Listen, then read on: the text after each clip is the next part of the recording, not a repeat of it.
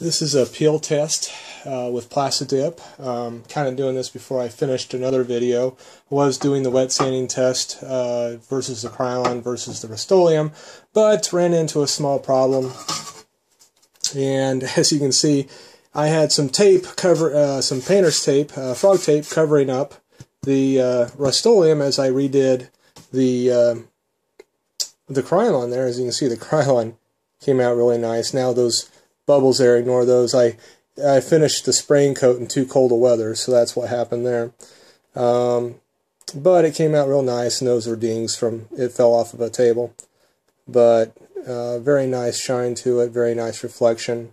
Unfortunately, the Rust-Oleum did not like having tape on it. It reacted badly, and I tried using either Gugon or Xylene to pull off the residue, to wipe off the residue, and it just tore through it, and I went all the way down to Plastidip right there.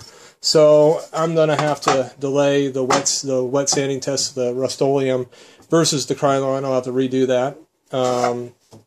But I want to go ahead and take the chance to peel off this, peel off the Plastidip with this on here. Now, this is the part in the other videos that I had taped up. There's the blaze blue on top of the black, and this is the silver metallizer on top of the blue and the black as well. So that gives, you know, a nice look. Now, if I remember right, this here also has 3 coats of the, this is not wet sanding, but it has 3 coats of Rust-Oleum here, and this is 3 coats of the Krylon as well. So you can kind of see that gives a good side-by-side directly of the Rust-Oleum does give a deeper shine to it, and a deeper black and deeper blue, but the Krylon is a lot better than that. So the good part about this is it shows some, you know, this is more recent. These two are, say, a month old or so, and this area here with the Plastidip and the Rust-Oleum over and the Krylon over it is about 4 months old. 3 coats of the Rust-Oleum, 4 coats of the Krylon. So that will give a good test of how well it peels, hopefully, with different age lengths of the enamels on there. So I went ahead and already peeled up the sides. I'm going to start from this end, so I'll be pulling off the Rust-Oleum first, which is kind of messed up, then the Krylon, and then the oldest part of it last. So, and hopefully we'll get some good indications of how well it actually will peel up. I'm going to go ahead and work it loose, and I'm actually getting the edge coming up a little bit there, away from the Krylon, or away from the Rust-Oleum.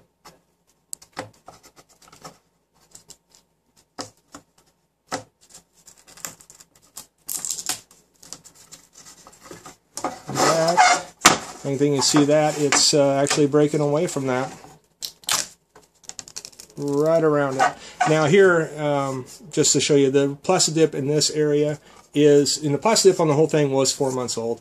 The Plastidip in this square right here is where I had to redo the Krylon when I had to cut out a square and redo that area.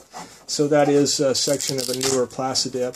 But you can see that is actually, surprisingly, not playing very well. Now you can see the Krylon right there. It is on newer Plastidip, so I want to get it over here to get a better test. But you can see that is actually coming up. The Rust-Oleum is being a little rough. There we go. Now it's coming up a little bit more, but it's definitely flaking really bad. Whereas, and let me turn on, I'll be right back. I'm going to turn on one more light.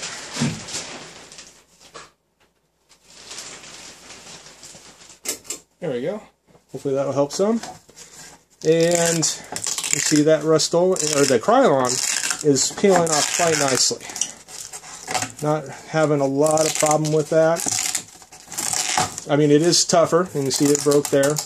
It definitely is tougher to peel off than just without it on there. But it is breaking off of there. And it isn't sticking to the surface. It almost seems like the Rust-Oleum is giving me some problems. It is coming off, but it's definitely just tiny little chunks. Whereas I'm getting a lot bigger pieces. It is tearing, but with the Krylon, it is giving me bigger pieces to get off. I'm still having to take my time and work with it.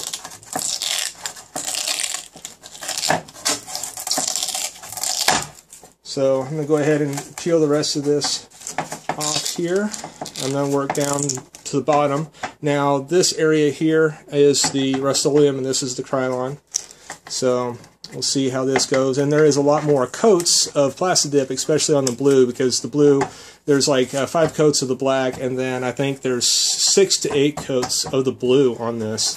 So that'll be interesting to see how it comes off here. And that's only 3 coats of Rust-Oleum. So that is coming off a lot better.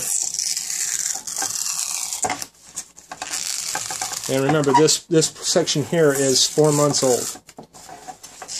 I actually did this right around July 24th. And the area with the much thicker Plastidip, and this doesn't have anything on it, it's just a black Plastidip.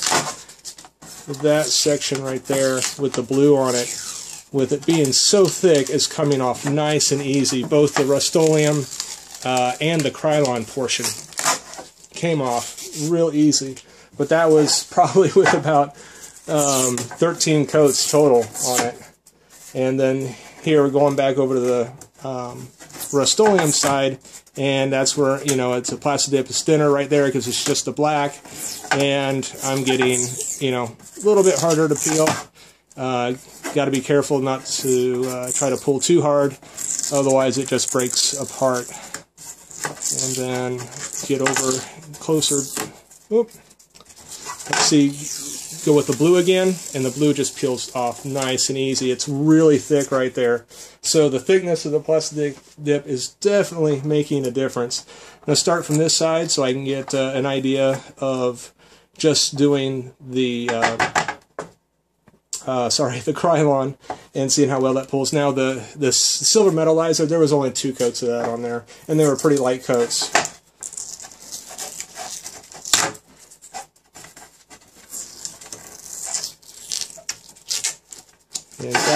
And you see that is pulling up much easier. I can get a good, much better pull on that than I can with the Rust-Oleum. Rust-Oleum seems to break down the integrity some of the Plastidip, whereas the Krylon doesn't. It might steal some, but it definitely doesn't nearly as much. It's still a lot more workable in pulling it off. And then there's that section, and let's see what happens when I get down to the Rust-Oleum pulling like that. There we go. And ended up breaking right around where the Rust-Oleum started. So, and this is making a heck of a mess with all the enamel shards going everywhere. Go back and see if we can pull more of this Rust-Oleum, or the Krylon, off here.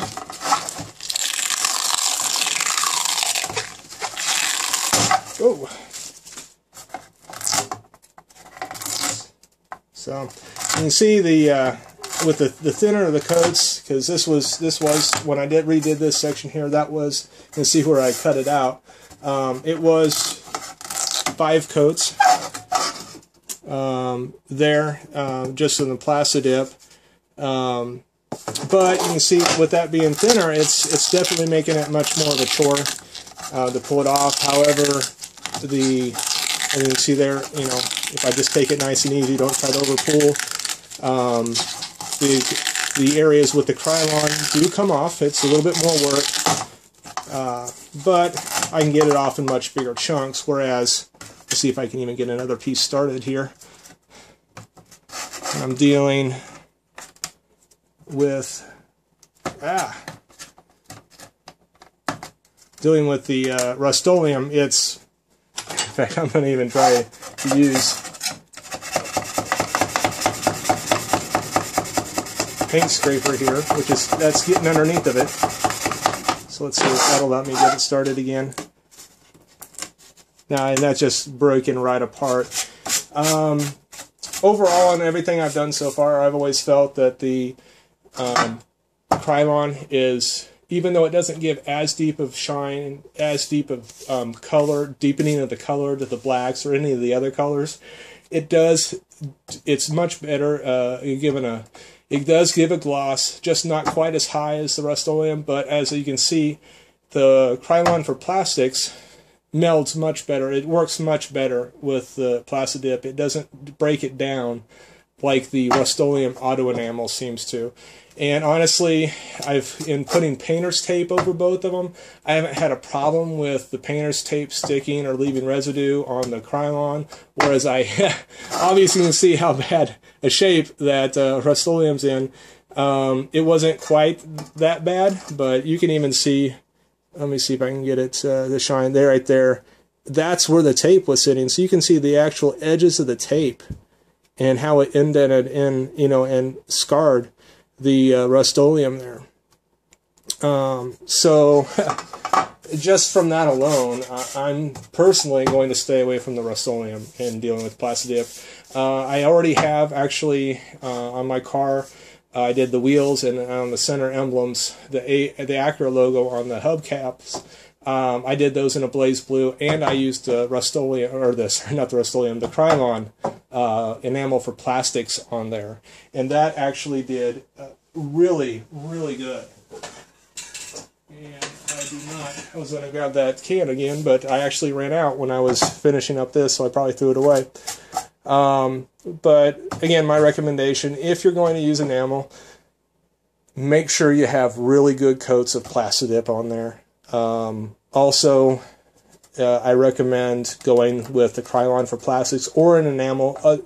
Any enamel, I would say, I don't know if anybody but Krylon makes it, but enamel that is made to go on the plastics. Because the other enamels, at least the Rust-Oleum auto enamel, isn't playing well with the Plastidip. This is going to be a pain to get off. I might actually just throw on some stripper and pull that off. This, realistically, if I did something for looks, I'm willing to work with that. That is still something I can peel. Yeah, it's going to break every once in a while on me, but if I can get that big a chunk off, great. I have to. This is a piece of aluminum. I'm having to use a paint scraper just to get underneath the area with the Rust-Oleum.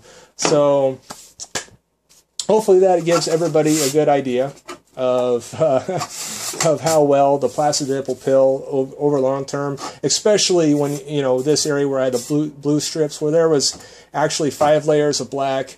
I'd say at least minimum of 6 layers of the blue. I believe I went 8 layers of that, and then over the one area with the silver metallizer on it, there was an additional 2 coats of silver metallizer. The area with the